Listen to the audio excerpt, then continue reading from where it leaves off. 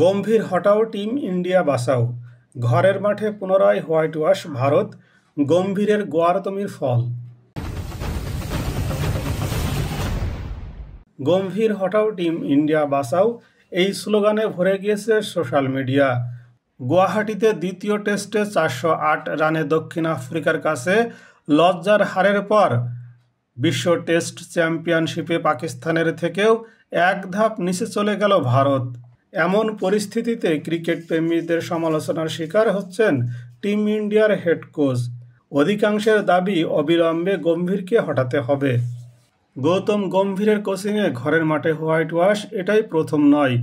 গত বছর নিউজিল্যান্ডের কাছেও একই পরিণতি হয়েছিল, কিন্তু এর আগে 12 বছর ঘরের মাঠে কোনো টেস্ট সিরিজে হারেনি ভারত। এর প্রধান কারণ হিসেবে দেখা হচ্ছে গম্ভীরের গোয়ারতমি। প্রথম একাদশে বারবার বদল করা হয়েছে, ব্যাটিং অর্ডারেও বারবার পরিবর্তন। কয়েকজন বাদে কারোর ওপর আস্থা রাখেননি তিনি। এই পরিস্থিতিকে গ্রেগ চ্যাপেলের সঙ্গে গম্ভীরের তুলনা করেছেন অনেকেই। মাত্র 8 উইকেট হাতে নিয়ে ভারত যে শেষ দিন গুয়াহাটি টেস্ট বাঁচিয়ে দেবে এমন স্বপ্ন খুব কম সমর্থকই দেখেছিলেন। তবু মনের মধ্যে ক্ষীণ আশা একটু বেঁচে ছিল। খেলাটার নাম তো ক্রিকেট, অলৌকিক ঘটনা হয়েই থাকে। তবে ভারতের ব্যাটাররা বুধবার ফের প্রমাণ করে দিলেন যে অলৌকিক বলে কোনো শব্দ তাদের অভিধানে নেই। 2021-এ সিডনিতে তারা সারাদিন ব্যাট করে অস্ট্রেলিয়ার বিরুদ্ধে ম্যাচ বাঁচিয়েছিল ভারত। সেই কাজ যারা করেছিলেন সেই হনুমা বিহারী দীর্ঘদিন জাতীয় দলের বাইরে। অপরজন রবিচন্দ্রন অশ্বিন বিরক্ত হয়ে গত বছরেই অস্ট্রেলিয়া সফরের মাঝেই অবসর নিয়ে ফেলেন। ম্যাচ বাঁচাতে চাওয়ার নিরিখে কাছাকাছি থাকবে গত ইংল্যান্ড সফরে মোহাম্মদ সিরাজ ও জশপ্রীত বুমরাদের প্রয়াস। যদিও সেই টেস্ট হারতে হয়েছিল। লর্ডসের সেই পিচ আর গুয়াহাটির পিচ আকাশ পাতাল তফাত। সিডনি বা লর্ডসে বুক চিতিয়ে লড়াই করলেও গুয়াহাটিতে অসহায় আত্মসমর্পণ করলেন ভারতের ক্রিকেটাররা। হারলেন 408 রানে। রানের নিরিখে সবচেয়ে বড় ব্যবধানে হারল ভারত। লক্ষ্য ছিল 549 রানের। ভারতের দ্বিতীয় ইনিংস শেষ 140 রানে। প্রথম ইনিংসে যে রান তুলেছিল সেটাও তুলতে পারল না ভারত। শুধু গুরু গৌতম গম্ভীরের জামানায় নয়, ভারতের টেস্ট ক্রিকেট ইতিহাসেও এই দিন লজ্জার হয়ে থাকবে। যে ভারত বিষাদ সিং বেদী, ভাগবত চন্দ্রশেখর, এরাপল্লী প্রসন্ন থেকে অনিল কুম্বলে বা হরভজন সিংয়ের মতো স্পিনারদের জন্ম দিয়েছে, সেখানেই নিউজিল্যান্ড এবং দক্ষিণ আফ্রিকার মতো দলের স্পিনাররা এসে ভেলকি দেখিয়ে যাচ্ছেন। সেই 2017 সালে স্টিভ ওকিফকে দিয়ে শুরু, তারপর Ajaz Patel, Mitchell Santner, Tom Hartley, Shoaib Bashir, Simon Harmer. তালিকা নেহাত কম নয়। সকলেরই একটাই মিল, ভারতে এসে অখ্যাত থেকে বিখ্যাত হয়ে গিয়েছেন। তবু ইংল্যান্ড বা অস্ট্রেলিয়াকে ঘরের মাঠে হারানো গিয়েছে। নিউজিল্যান্ডের পর এবার দক্ষিণ আফ্রিকার কাছেও চুনকাম হতে হলো। ক্রিকেটারদেরই বা কী করার আছে? যে দলে কোচ এত নেতিবাচক হন, সে দলের কোচ নিজের ক্রিকেটারদের উপরেই ভরসা রাখতে পারেন না। যে কোচ ঘন ঘন প্রথম একাদশ বদলে ফেলেন, তার দলের ক্রিকেটাররা সাহসী হবেন কি করে? রোহিত শর্মা, বিরাট কোহলি, অশ্বিন থাকা সময়ে ভারতীয় দলের মধ্যে যে আত্মবিশ্বাসটা ছিল তার কিছুই এখন বেঁচে নেই। তা না হলে যে সব শট খেলে ব্যাটাররা আউট হলেন তা পাড়ার ক্রিকেটেও দেখা যায় না। রক্ষণ বলে কিছু নেই। বোলারদের হাত থেকে বল বেরোনোর আগেই পা বাড়িয়ে দিচ্ছেন।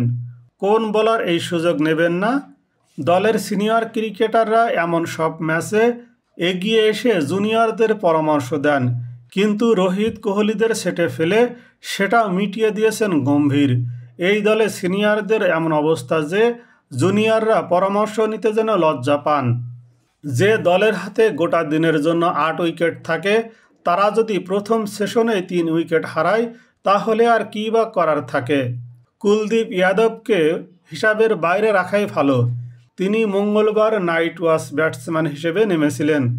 দলের বড় বড় ব্যাটাররা যত বল খেলতে পারেননি, কুলদীপ 2 ইনিংস মিলিয়ে তত বলই খেলেছেন, প্রায় 29 ওভার।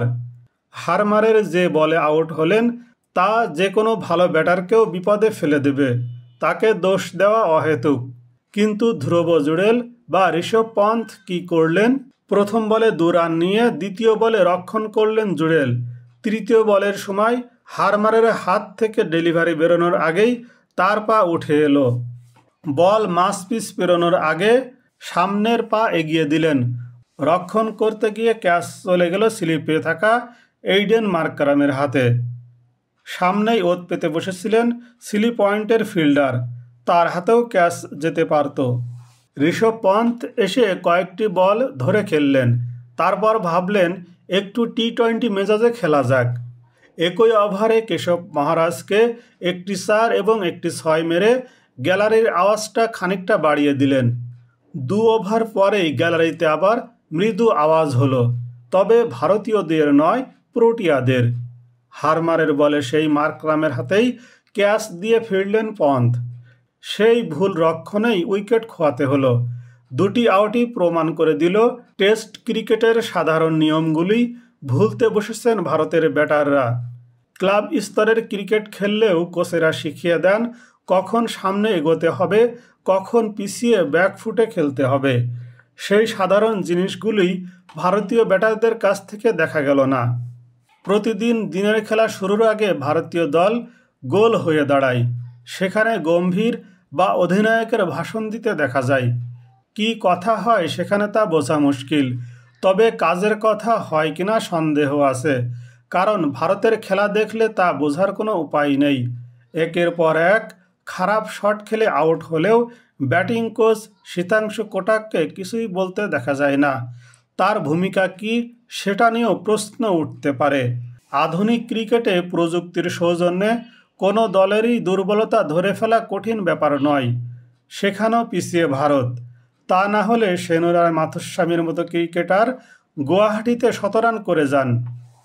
এই ব্যর্থতার মাঝে আশার প্রদীপ রবীন্দ্র জাদেজা। অভিজ্ঞদের মধ্যে একমাত্র তিনি এখন দলে রয়ে গিয়েছেন। তার একমাত্র কারণ তিনি তারকাসুলভ হাবভাব নিয়ে চলেন না এবং নেতা গোছেরও নন, দলে নিজের কাজটা করে যান। তাই তাকে সেটে ফেলার মতো সাহস এখনও গম্ভীর দেখাতে পারেননি। এদিনও জাদেজা দেখিয়ে গেলেন গুয়াহাটির পিচে 5ম দিনেও ব্যাট করা অসম্ভব নয়, শুধু ক্রিজ কামড়ে পড়ে থাকার মানসিকতাটা দরকার। সাই সুদর্শনের মতো রানের দিকে মন না দিয়ে বলের পর বল খেললেও চলবে না, আবার পন্থের মতো ধুমধাড়াক্কা ক্রিকেটও চলবে না। ভারসাম্য রেখে খেলতে হবে, সেটাই করলেন জাদেজা। কেশব মহারাজকে 6 মেরে অর্ধশত রান করেছেন, আবার যে বল ভালো সেখানে সম্মান দিয়েছেন বোলারকে। আপাতত লাল বলের ক্রিকেটকে দীর্ঘদিনের জন্য বিদায় জানাচ্ছেন ভারত। পরের বছর সম্ভবত আগস্টে শ্রীলঙ্কা সিরিজ রয়েছে, সেটা আবার শ্রীলঙ্কার মাটিতে। অতীতে শ্রীলঙ্কায় গিয়ে বড় বড় দেশও নাকানিচুবানি খাওয়ার ইতিহাস রয়েছে। নিউজিল্যান্ড ভারতে এসে ভারতকে চুনকাম করার আগে শ্রীলঙ্কায় গিয়ে 0-2তে হেরে এসেছিল। ফলে বিরতি লম্বা হলেও ভারতের কাজ যে সহজ হবে তা নয়, তবে মাঝের এই সময়টাই অনেক কিছু ঠিক করে নেওয়া যেতে পারে। তার মধ্যে সবার আগে থাকবে দল নির্বাচন, ক্রিকেটারদের ওপর আস্থা এবং সাধারণ জিনিসগুলোতে জোর দেওয়া।